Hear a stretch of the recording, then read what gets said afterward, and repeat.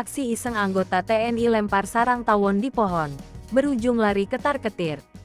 Takkan ada asap jika tak ada api. Ungkapan itu sepertinya cocok untuk mewakili video di atas yang memperlihatkan potret para anggota TNI yang berlari ketar-ketir saat baru saja melakukan aksi tak terduga.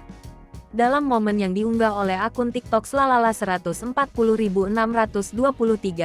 tampak beberapa anggota TNI terlihat sedang berkumpul, seperti hendak melakukan misi.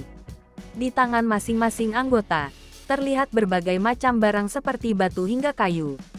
Entah untuk apa barang-barang itu, yang pasti mereka terlihat berkerumun di pinggir jalan dengan satu titik fokus penglihatan, yakni pada salah satu dahan pohon.